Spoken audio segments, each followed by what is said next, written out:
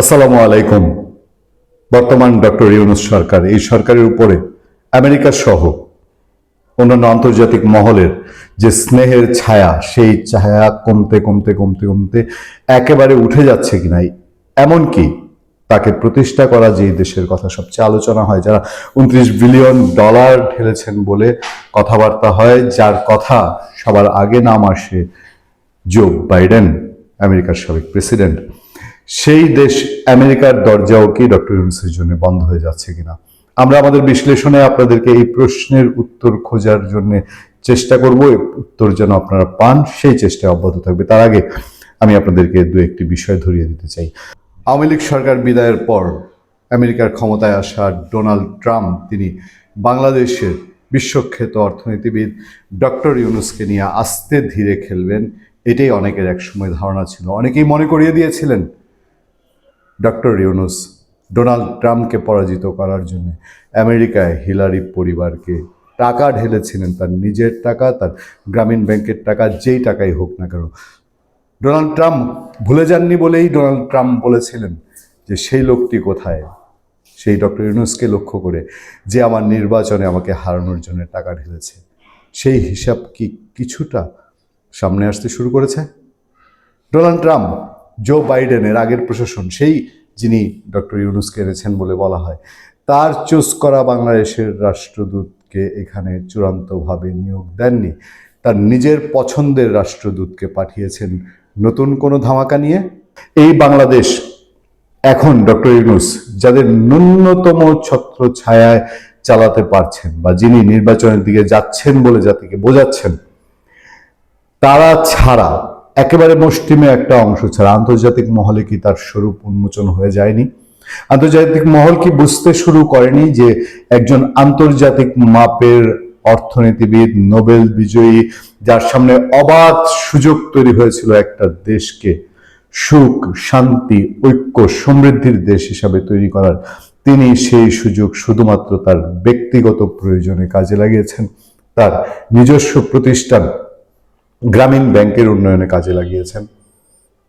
আমি শুরুতেই প্রশ্ন তুলতে চাই আপনাদেরকে, যেই আমেরিকা ডক্টর ইউনূসের পথ সুগম করেছে বলে আলাপ আছে, যেই আমেরিকা ডক্টর ইউনূসের চলার পথকে মসৃণ করেছে বলে আলাপ আছে, যেই আমেরিকা তার বিভিন্ন কর্তা ব্যক্তি অনেক সময় বাংলাদেশ সরকারের অভ্যন্তরীণ হোয়াটসঅ্যাপ গ্রুপে ঢুকে পড়ে বলেও আলাপ আছে, সেই আমেরিকা এখন পর্যন্ত, এবং আমেরিকার মিত্র দেশগুলো, তারা কি বুঝতে পারছে না যে সবই ছিল কল্পনার ফানুস? ডক্টর ইউনূস তার নিজের স্বার্থ ছাড়া আর কোনো কিছুই হাসিল করেননি, এবং বিশ্বের সামনে তিনি বাংলাদেশের মর্যাদা নষ্ট করেছেন দিনকে দিন। সেই সব লোভী দেশই বলি আর নিজেদের স্বার্থ দেখা দেশই বলি, তারাও বুঝতে পারছেন আগামী দিনে বাংলাদেশে তাদের বিনিয়োগ, তাদের আকাঙ্ক্ষা, তাদের চেষ্টা সবকিছুই মাঠে মারা পড়বে এইখানকার সহিংস যে রাজনীতি এবং যেই ভেদাভেদের রাজনীতি শুরু হয়েছে তার হাত ধরে। আমি আপনাদেরকে প্রশ্ন করতে চাই, আপনারা খেয়াল করে দেখবেন, আজ যদি ডক্টর ইউনূসের এতই সুন্দরতম যোগাযোগ থেকে থাকে আমেরিকার সঙ্গে, এতই সুন্দরতম সম্পর্ক থেকে থাকে, তাহলে আওয়ামী লীগ সরকারের সময় যে র্যাবের উপরে নিষেধাজ্ঞা দেওয়া হয়েছে, ডক্টর ইউনূস সরকারের সময় সেই নিষেধাজ্ঞা আমেরিকা কেন তুলে নেয়নি? ডক্টর ইউনূস সরকার আসার পরে কি র্যাব বিলুপ্ত হয়ে গেছে?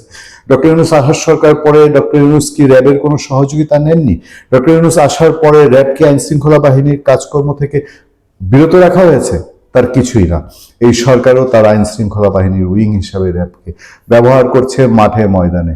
তাহলে সেই র্যাবের উপরে যে আমেরিকার স্যাংশন, যে নিষেধাজ্ঞা, সেই নিষেধাজ্ঞা ডক্টর ইউনূস কেন প্রত্যাহার করাতে পারলেন না?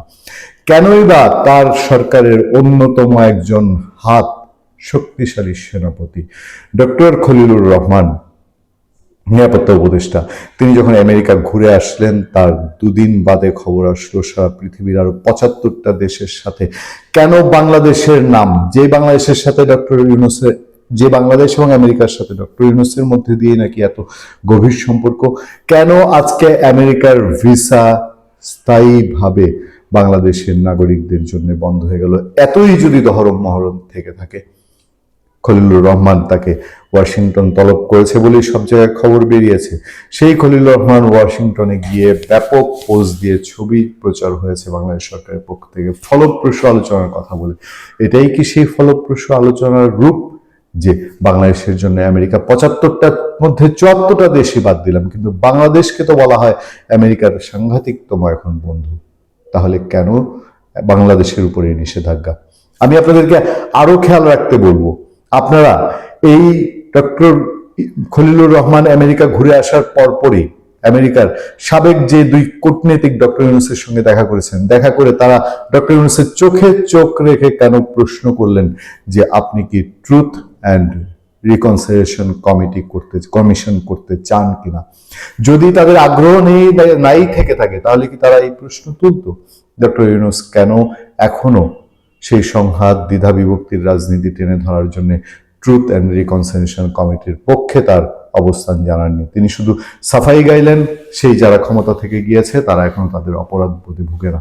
তাদের মধ্যে থেকে সত্যিকার অপরাধীদেরকে শাস্তির আওতায় আনা কি ডক্টর ইউনূস সরকারের সময় অনেক সহজ এবং সহজতর ছিল না? ব্রেন স্টিফেনসন আমেরিকার নতুন রাষ্ট্রদূত, তিনি কি এর মধ্যে ডক্টর ইউনূসের ঘনিষ্ঠ মহল কোথাও আলাপচারিতা সেরে ফেলেছেন? তিনি কি এমন কোনো সিগন্যালের কথা বলে দিয়েছেন যে না, যেভাবে চলছিল সেভাবে আর 15 মাস চলতে পারে না, যেই দরজা খোলা ছিল সেই দরজা একবার বন্ধ হয়ে গেছে, সেই দরজা আর খোলার পথ নেই?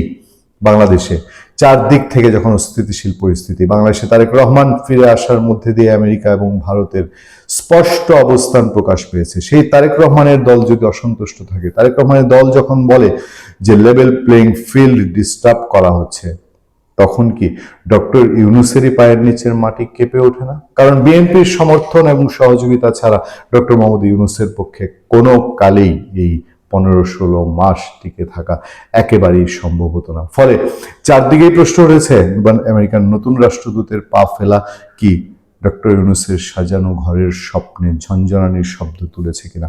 এবং এই আলোচনা খুব জোরদার হচ্ছে চারদিকে যে কূটনৈতিক তৎপরতা, ভারত, ফ্রান্স, অস্ট্রেলিয়া, জার্মানি, সেই দেশগুলো কি একই সঙ্গে একই সুরে বাংলাদেশে অংশগ্রহণমূলক নির্বাচনের পথে ডক্টর ইউনূস না হাঁটা, সেই যে ট্রুথ কমিশনের প্রসঙ্গ উঠেছে সেটাই কি বুঝিয়ে দেয়া যে আমরা চেয়েছিলাম ট্রুথ কমিশন হোক, সেই ট্রুথ কমিশনের পথে ডক্টর মোহাম্মদ ইউনূস আপনি হাঁটেননি?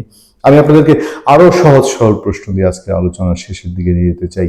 আমাদের এই দেশটা সর্বনাশ হওয়ার জন্য সবচেয়ে গুরুত্বপূর্ণ সময় এই গত 12-14 মাস নয় কি?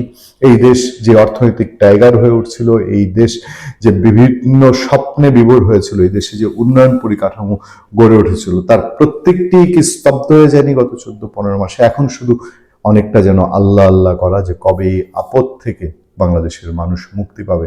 দর্শক, আমি আপনাদেরকে এটুকুই বলার চেষ্টা করছি, ডক্টর ইউনূস তার শাসন আমলে যে ব্যর্থতার পাহাড় তৈরি করেছেন, সেই ব্যর্থতার পাহাড় এখন শুধু ছোট টিলা নয়, যে এটা শুধু আধ মাইল দূর থেকে দেখা যায় তা নয়, 1000 মাইল দূর থেকে তার সেই উঁচু ব্যর্থতার পাহাড় দেখা যাচ্ছে। একটা দেশকে তিনি কিভাবে অনিশ্চয়তার পথে নিয়েছেন, কিভাবে মব ভায়োলেন্স, সন্ত্রাস, এই সব কিছু একটা দেশকে তছনছ করে দিতে পারে, তার একটা উৎকৃষ্ট উদাহরণ হয়ে এখন বাংলাদেশ দাঁড়িয়েছে। যে কারণে নেপালের মতন দেশ চোখ তুলে তাকাচ্ছে, তিরস্কার করে বলছে আমরা বাংলাদেশ হতে চাই নাই। যেখানে 1-1.5 বছর পর আমাদের ডক্টর মোহাম্মদ ইউনূসের কৃতজ্ঞতা ভরে স্মরণ করা উচিত, স্মরণ করতে পারতাম বা স্মরণ করার সুযোগ তৈরি হওয়ার কথা ছিল। সেই প্রেক্ষাপটে আন্তর্জাতিক মহলের এই হাত গুটিয়ে নেয়া, সেটা সামনের দিনে কি সুষ্ঠু, সার্থক, আনন্দময় কোনো নির্বাচনের বা গত দুদিনের দেশের যে ডেভেলপমেন্ট রাজনৈতিক প্রেক্ষাপটের, সেটা কি কোনো সুষ্ঠু নির্বাচনের ইঙ্গিত বহন করে? ভালো থাকবেন, সুস্থ থাকবেন, নিরাপদে থাকবেন। আপনার সাথে আমি আতিক রহমান, পূর্ণিয়া।